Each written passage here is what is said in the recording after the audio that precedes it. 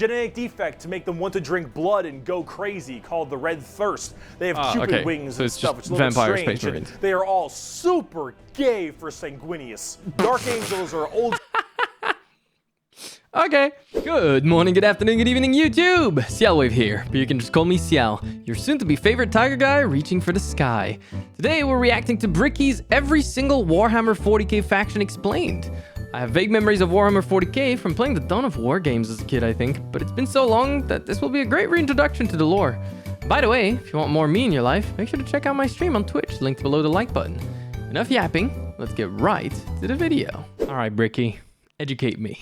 As someone who doesn't necessarily serve the Omnissiah, but someone who can appreciate them, you will not be getting my legs today, as I will be replacing them with various things depending on which faction we are currently talking about, to add a little bit more context. Why did he look like an emo from the 2000s? I am currently doing.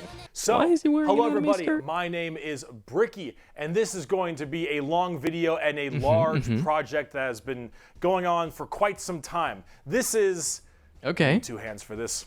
This is every single Warhammer 40k race in kind of a nutshell, explained, Race? a little bit of explanation, The title a was little bit of faction, but I lore, guess a little bit of talking about the tabletop, but mostly like lore, what they're all about, RTSs and also a little bit of background for those of you who just have no I've clue played. what Warhammer 40,000 is. Now you see, Warhammer and Warhammer 40,000 is a universe people hear plenty of, but don't know a whole lot about. Yeah. They see, oh, there's these dudes in big power armor with Yep. chainsaw swords, and they got these big old green I know that orcs, much. and there's some Yep. bugs over there, and Yep. everyone calls these guys weebs, and then Yeah, there's these spiky bitches over here, and I don't get it. I don't understand. Where do I start? Well, this video That's about is everything I particularly remember as well for from you, playing the game or as a for kid. those of you who have a little bit of knowledge, but you're kind of curious about each of the different races and factions in Warhammer. That's me. So overall, the Warhammer universe is vast when it comes to lore and background and each. That's a scary map. That's a big map. That's a lot of things going on. That's a lot of names. Then again, I think back to like, I mean, I'm a Warcraft nerd, right? I think back to like someone who would see a map that's like got every location written down, and it must be very overwhelming as well. So I guess this is kind of the same idea where it's like, you know, you learn about it as you go. Warhammer universe is vast. Very vast. Lore and background, and each different faction is so different with the things that they believe in. And some are human, some are transhuman, like where they all have all these crazy ass electronics on them. You've got aliens, that sounds cool. You've got the chaos factions, and there's so much to I know about that one. I decided to purely because of the memes where some streamers get called like the spawn of Nurgle. Is that his name? Something like that. Embark on this project to tell you what each and every single one of them is about, and what the Warhammer universe is about as well, to give at least a little bit of an intro to this extremely bloated but very, very enjoyable world that I wouldn't call it bloated. Partake in. So I will be explaining every single faction I feel like in the war. I feel like when you call something bloated, there's like a negative connotation to it. I think it's deep. And like, it's probably deep because I know that it's very old. Like I know for a fact, for example, that like Warcraft, which is the game I like, was very inspired by Warhammer, and so were other things. So, you know, I think that's the beauty of it, right? Warhammer 40k universe, at least all the factions you can play as, and some smaller factions here and there. I will not be discussing absolutely everything in it because that is a little bit much, and I'm not going to go too mega deep into the lore. I'm going to give you a pretty solid overview of each of the different factions and have you learn a little bit about them, and we'll discuss a little bit of the tabletop as well in case you were curious about that. But for this episode entirely, we are discussing the Imperium of Man because that takes up a fat chunk of Warhammer lore. So I let him finish his sentence. I'm really like, I can't do that because I know it's super expensive, and like painting them I would never do successfully in a way that I would be satisfied with. And also, I don't know if I want to get myself into such a deep game, but the tabletop game sounds so cool, man. I've seen people's miniatures and stuff like that. There's some members of like my community that share it on my Discord, and it's really, really cool.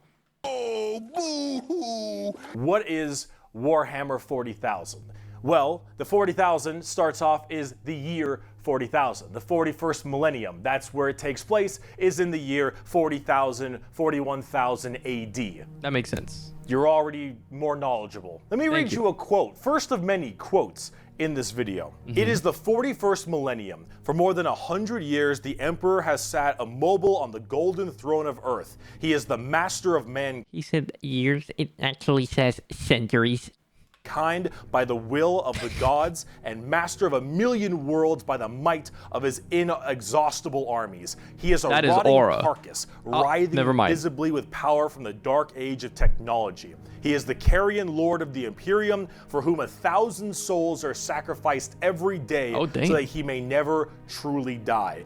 To be a man in such times is to be amongst untold billions. It is to live in the cruelest and most bloody regime imaginable. These are the tales of those times. Forget the power of technology and science, for so much has been forgotten, never to be relearned. Forget the promise of progress and understanding, for in the grim, dark future, there is only war. There is no peace amongst the stars, only an eternity of carnage and slaughter, and the laughter of thirsting gods. Damn, that went hard. Okay, dude, if you heard that at like the start of a Warhammer game, as you see a dude suiting up or something, yeah, you're in for a good time. Everything blows. Yep. And it blows fucking hard. Warhammer is probably the most dark and depressing universes ever in fiction, or at least like top 3. Everything is so absurdly horrible. So if you gotta pick a fictional word to get put into, you probably are better off picking like Hello Kitty versus, or Animal Crossing versus, you can choose between Eternal Mortgage or Eternal Damnation in the Warhammer universe. Your pick. Or overpowered that it all kind of ends up canceling itself out. It's like Dota. War rages across the galaxy. Interstellar travel is only possible due to sacrificing 1,000 souls a day to a rotting carcass of a man who you believe to be your god. Demonic gods and just demons tear open the fabric of reality on a whim. Other Xenos or even other humans end up killing each other in untold billions across the galaxy. It is a time of unending war, slaughter, and a bloodbath amongst everybody. So how are populations not disappearing in that context? Like, do they bang that much? Are they getting, oh no, this is a fucked up universe. They're probably being bred, aren't they? Like, I would not be surprised if there's like human spawn camps. Planets are deemed unrecoverable and are completely destroyed on a whim. Everything sucks. But that's like the charm of it. See, everything in Warhammer is evil.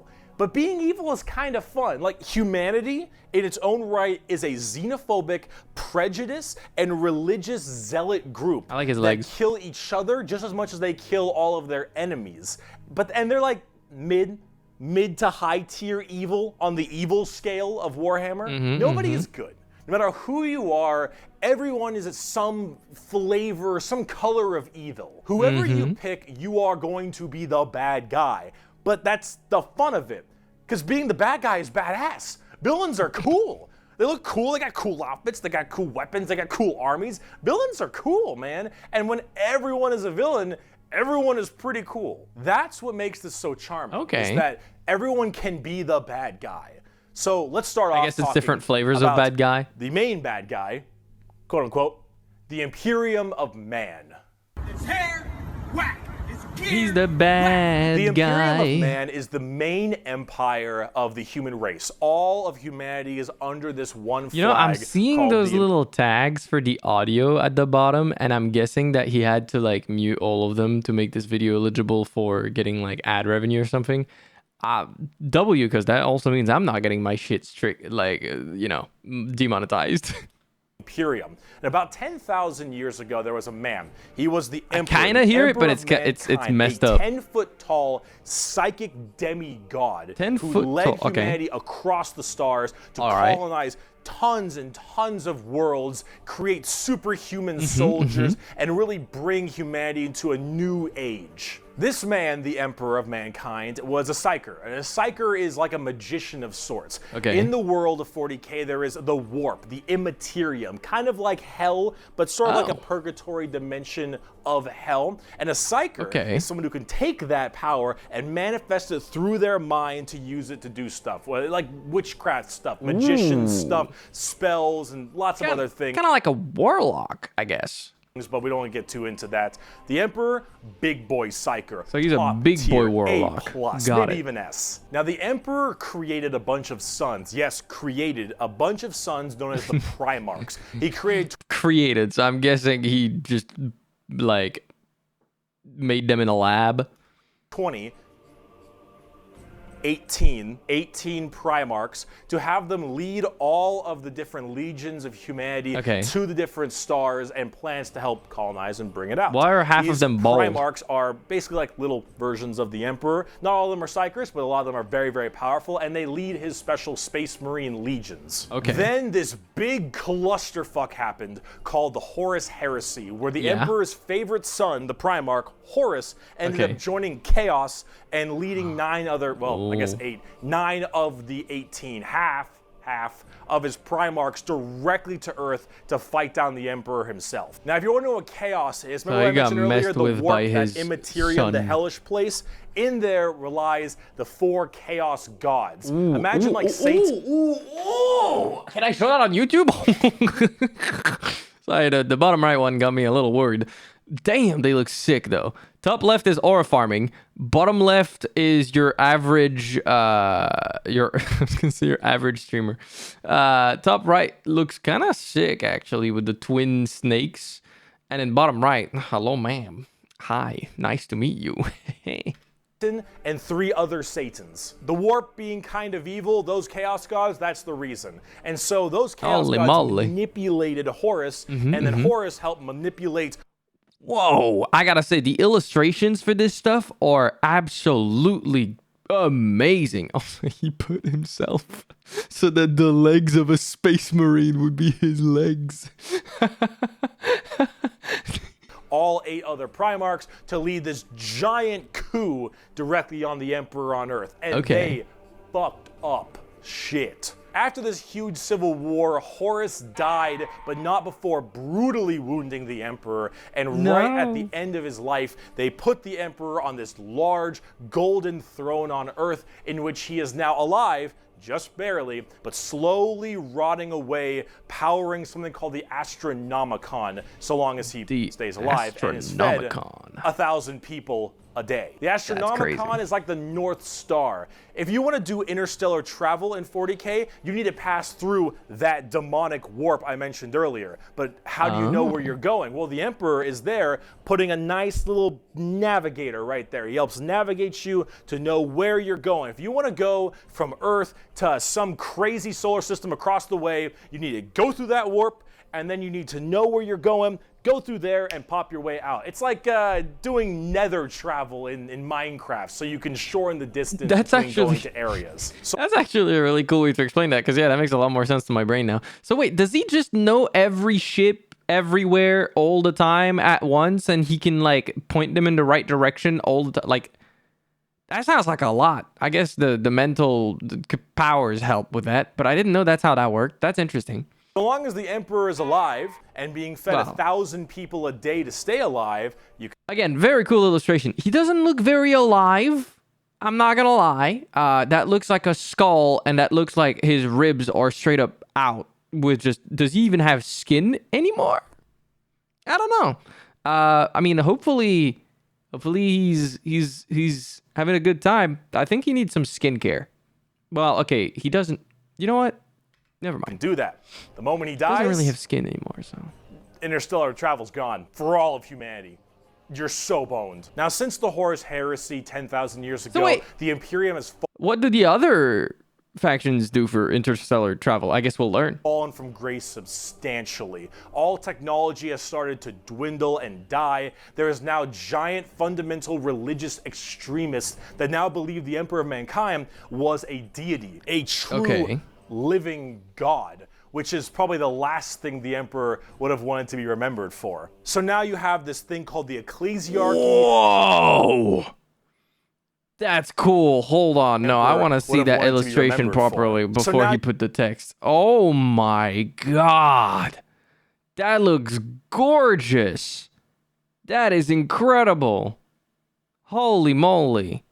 You have this thing called the Ecclesiarchy, which is this giant church entirely devoted to spreading the good word of the Emperor. I love the sense of scale. Emperor God, the God Emperor of mankind, and all of the Imperium has taken up worshiping him to the fullest extent and killing anything that isn't humanity in his name. The Imperium has this futuristic gothic tone to it. Dude, oh my god, yeah, I absolutely love these illustrations. Oh my god, you know what this reminds me of a little bit, in a weird way? Minas Tirith from The Lord of the Rings. Kind of like, a little bit, sort of, you know, if you squint. I mean, it's a different style and everything, but I think it's the sense of scale that really is striking me. It's so nice. And a hefty religious zealotry to them. Okay. If you think anything against the Emperor, that's heresy and you deserve to die. That is called being a heretic. Heretics die in 40k. There is no such thing as freedom of religion. There is no such thing as freedom of speech, so long as you are against the Emperor. There is no such thing as any kind of tolerance. Everyone is a religious zealot. Some more than others, but no matter what, you're preaching that good word. So right now, everyone in humanity is trying to expand their empire across the stars. If you are a heretic, someone who doesn't believe in the Emperor, you are deserving of death. If you believe in the Chaos Gods, you are also a heretic and you deserve death. If you are an alien race of any kind, you are a filthy Xenos and you deserve death as well. So long as the murder continues and humanity expands, the Imperium of Man is very, very happy. However, but are they happy though? Why are they trying to expand? I guess it's because that's what the Emperor was doing, so they're just continuing what he did, and since they worship him like a god. I wonder, it'd be so interesting to have like a POV of what the Emperor thinks of what humanity is doing now. Like, I don't know, like an out-of-body experience where he gets to see everything going on. I guess he does see everything going on, but like we don't hear what he thinks, so it'd be interesting to hear that. The largest fighting force of this Imperium is my personal favorite faction, and the first faction we will discuss, the Astra Militarum, or also known as the Imperial Guard. Pretty shit now, man. You finished. That's it, man. Game over. They got some the scars Imperial on Guard them. is the main fighting force of the Imperium, and in a world of horrifying creatures, galactic monstrosities, the literal demons themselves breaking through the fabric of time to kill you, the Imperial Guard are untold billions of regular men and women. I was gonna say they look like normal, like, I mean, you know, like normal soldiers, but like Warhammer-fied, I guess. It's kind of interesting. Wearing modern day like flak armor with a laser rifle. This is the humble las gun, the main weapon of the Imperial Guard. It fires superheated plasma lasers at an extremely fast fire rate. It is reliable, never jams. It can blow off limbs, giant holes in concrete. It is overall an extremely devastating weapon in modern day. It is one of the weakest in the 40k universe. It's shockingly referred to as a flashlight? It can blow off limbs. One of the weakest weapons.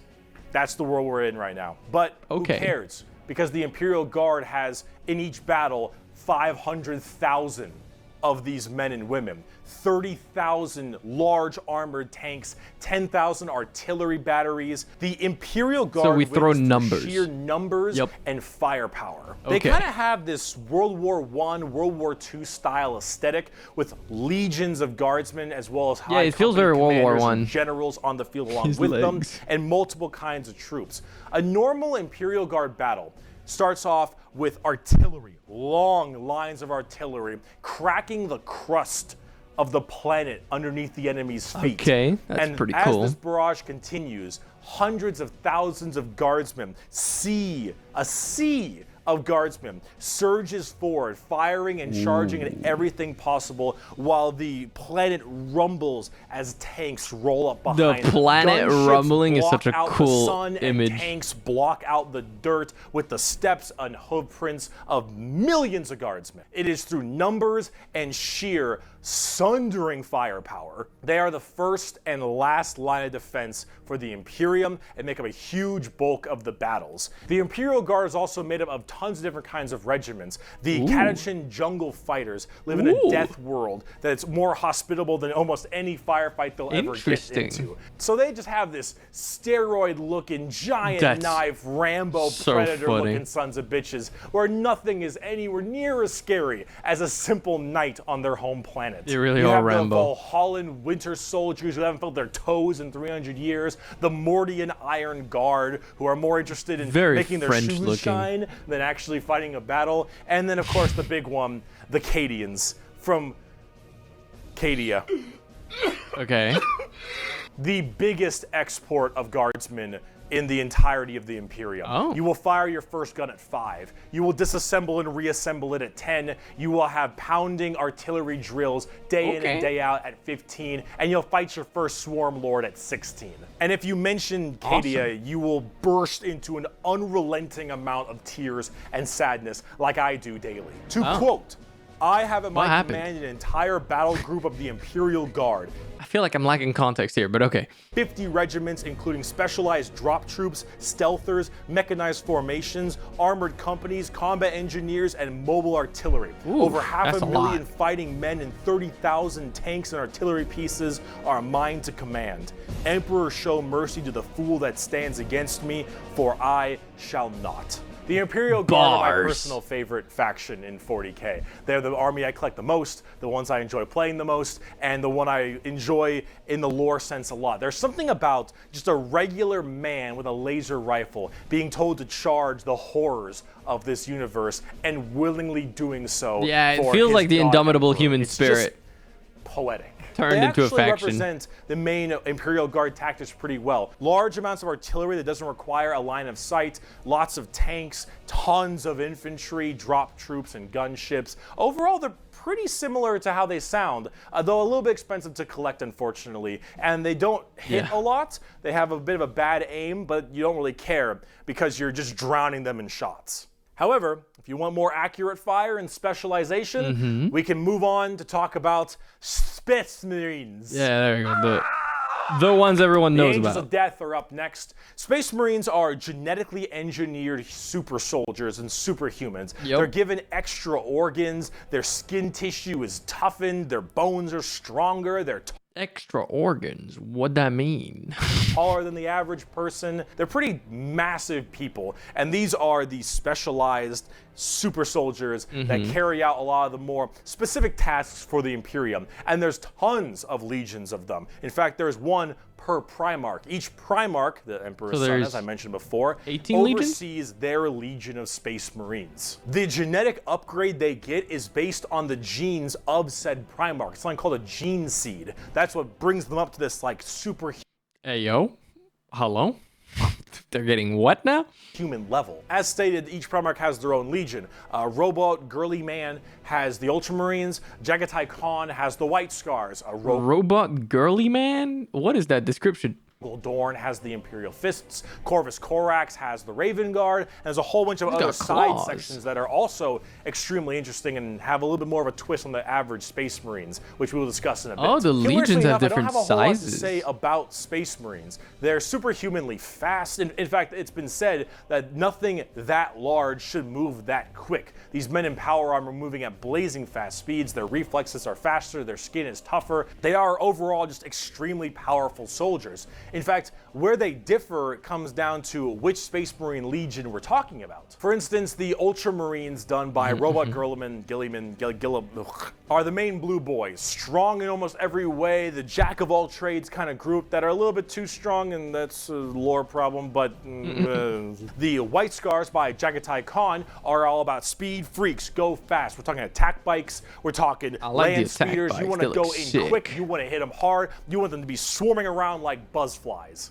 Buzz saws. Buzzflies? with the speed of buzzsaws. You lost me.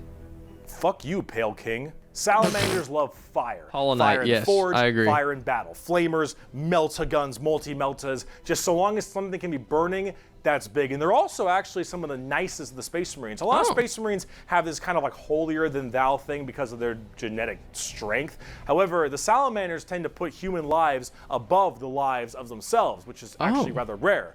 I like They're that. also all black, but not like just regular black, like 2 a.m. line at a White Castle.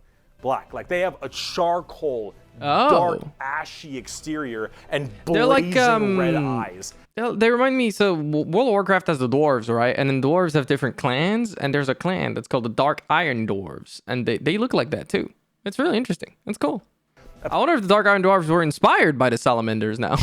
Apparently something about living on their home planet of Nocturne, which I don't know if that makes much sense, but who cares? This is like fantasy land anyway. Overall, Salamanders are actually one of my personal favorite legions because they're just really cool. They're fun to play as because of all their flame weapons, and they have a nice, I think I'd like them. more heartwarming lore as opposed to being super evil like everyone else is. Oh my god, we're not even a quarter of the way through the Space Marine Legion. I'd be the boring goody two-shoes. I like the Salamanders. They're cool. Imperial Fists believe in the power of the siege and defensive positions. Raven Guards, master of stealth and sabotage while having bird helmets. Iron Hands, masters of machines and vehicles while being really goddamn good at being sold on eBay after one nerf. Space Wolves, Vikings and wolves, and tons of wolves and cool axes, battle axes, fur everywhere. Space Wolves, angry, big teeth.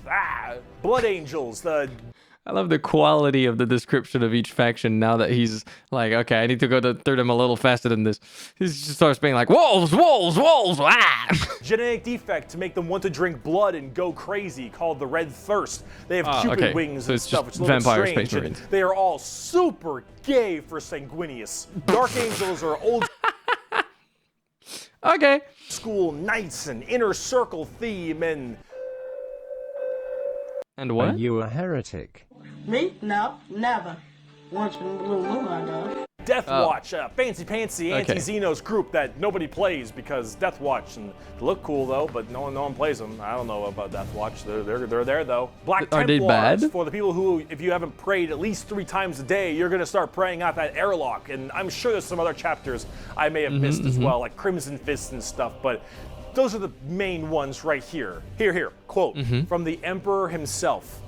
They shall be my finest warriors, these men who give of themselves to me. Like clay I shall mold them, and in the furnace of war I shall forge them. They shall be of iron will and steely sinew. In great armor I shall clad them, and with the mightiest weapons shall they be armed. They will be untouched by plague or disease, no sickness shall blight them. They shall have such tactics, strategies, and machines that no foe will best them in battle. They are my bulwark against the terror. They are my defenders of humanity. They are my Space Marines, and they shall know no fear. And on the tabletop, they fuck. Oh, they fuck hard. As of making this video, Space Marines are laughably strong. That might change at some point, but overall, Space Marines just have it's like a Swiss Army knife. A tool for anything you need, except it's like a gold-plated Swiss Army knife. It is extremely strong. If you are actually getting into the tabletop of Warhammer, Space Marines are a great start. Also, whatever gameplay style you have, whether you want to be sit back with long range and heavy weaponry, go fast and run in, or even just full melee, all of these options are totally there for you. Space Marines are super badass, but unfortunately, it's time we start praying to our new god, the 2011 Honda Civic. So is it any wonder people are afraid of technology? Technology! I love the 2011 Honda Civic. The Adeptus Mechanicus are a technophile cult on Mars. Now, these people are what they do to the machines. A little bit weird because they don't actually really believe in the Emperor of Mankind. And you might think, oh, whoa, Heretics. Bricky, that sounds like some heresy. A little bit. They believe in the Emperor. They believe in his power. But they don't pray to him. They pray to something called the Omnissiah. And the Omnissiah is this kind of machine god that they believe permeates in all machines. Why are they not getting executed by the rest of people then? And if you think, well, wait a minute, they believe in a different god as well? That sounds like super heresy. Well, yes-ish, but... Okay, I'm curious. They also make all your guns. Ah. Yeah. Okay, so they're the, like, providers. Yeah, you can't really argue with that. And they make all your tanks. And they make everything that you have. Yeah. So you can't really tell them to fuck off. They've got the means of production. Because you're not going to win nothing if you don't got stuff to shoot people with. You need weapons. Their Omnissiah at least makes sense from their standpoint. Yeah. They believe it to be a deity that permeates through all machines. Your Honda Civic, your standard bolt gun, your Dune Strider Walker, my your microwave, giant mechs, my your dishwasher, ships, the Omnissiah my washing machine, is present through all. And the only reason your stuff works is because... So you're telling me if my microwave has an issue, I can blame the Omnissiah? Okay, got it. Or I gotta pray to him to fix it? Okay, got it. The machine's spirit in it says it works. If you want your gun to work, your tank to run, you must pray to it. And I mean full stop. You need to start chanting in high Gothic. You need to burn incense. You need to sit on your reciting the Latin texts? Okay, sure, let's go. And pray to that car. You need to rub oil. I feel like some people do that in real life, even without being in the Warhammer universe. They're just like, please work, please work, please work. I can't afford this. I can't afford to fix this. Please work. On your robes, and you need to go full stop. If you want your damn thing to work, if you want your gun to fire, you need to do that. They are very bizarre, and they actually have a bit of a point because it's obviously working. Yeah. And if you look at them, I don't know how that works. So they obviously know something about what they're doing. They're pretty cool. I like them. The most notable member of the Adeptus Mechanicus is Magos, whatever, Belisarius Call. Look at this dude. Archmagus, maybe? Yeah. This is the group we're talking about. Yeah. These are these weirdos. I like him. Here, the Omnissiah Creed. The credo, Omnissiah. There is no truth in flesh, only betrayal. Okay. There is no strength in flesh, only weakness. That sounds like the Jedi or the Sith code. I fuck with it. There is no constancy in flesh, only decay. There is no certainty in flesh, but death. Dude, if they could, they would turn the Emperor into some, like, fucking cyborg. I guarantee... Well, okay, they kind of have already probably on the Golden Throne. But if they could make him, like, you know, full power again in some capacity as a cyborg, they would. Flesh is weakness. Flesh is death. That would be kind of cool. Messiah is the god of the machines, and if you wish to be whole, if you wish to be holy, if you wish to give unto him, you must saw down your limbs and remove your organs and replace them. Are there psychers from the Adeptus Mechanicus then? Could they both be like machine wielding fellas, but also like, you know, use the warp? I don't know. With mechanical parts, because that is what he wants, and that is how you will become enlightened. Hard technophiles mixed with religious extremism. Enlighten me. Adeptus Mechanicus. Now, do you think when they're like really into it, they do the freaky with their guns and shit? I bet there's some fan fictions out there. It's Warhammer. It's old enough and it's big enough that I guarantee there's some weird shit written out there. Now, for their army side of things, they are with the Scutari. The Scutari operate with very bizarre weaponry and lots of different kinds of vehicles, tanks, different people in between. I like the cloaks. They're very weird, but they have extremely wacky and enjoyable, and in fact quite effective, both in the real game and in the lore. Sorry. I just saw Bricky's legs again. Or weaponry and gear. Overall, as an army on the tabletop, they're very weird and have a whole bunch of different shenanigans. But if you like that quirky, wacky techno thing, I'd give them a pickup. Dude. Hell, they're so paranoid. I gotta keep going. They're so paranoid Painting them crazy. These Dune Striders you see right here, one guy was able to make them work. One guy, and he died. And they're so scared they'll never work again that they keep them on and they never turn them off, and they run around in a circle the whole time until they need them, and then they corral it and they go into battle. Oh, so they got turned into like actually like creatures sort of their own. It makes me think a little bit of like the Horizon vibes, but like unfortunately Horizon is not a great game in my opinion. But that idea is cool, like machines that are like you know, self-sufficient, that we forgot about the way they function, and then they turn into like, you know, like proto-animals kind of, or not proto-animals. I don't know what the term would be for like, you know, kind of like animals, but they're not really. Yep. That's pretty cool. The Adeptus Mechanicus. Now, if you want to talk about faith, though. Okay. This video is another 26 minutes, and I think I've been recording for like 35. So I think that's going to be it for this session. So I'll see you on the other side. We'll continue this one in the next, or in a future video. I'll see you around. And that was Bricky's every single Warhammer 40k faction explained. This was a lot of fun to react to, as someone who likes a lot of stuff that was very inspired by Warhammer 40k, and seeing the illustrations in particular really makes me want to play some of the more recent games, perhaps even the RTS again. If you enjoyed this video, it'd mean a lot if you gave it a like, comment what you'd like me to react to next, and subscribe to not miss out on any future uploads. If you're new here, make sure to drop by my streams as well on Twitch, link down below, for more reactions, gaming, yapping, and the occasional singing. I'd also like to thank my patrons for supporting this content, so thank you to Bad Guy EX and Lily Cheton. That's all I have for today, but you know me, it's never goodbye, no, it's always see you later.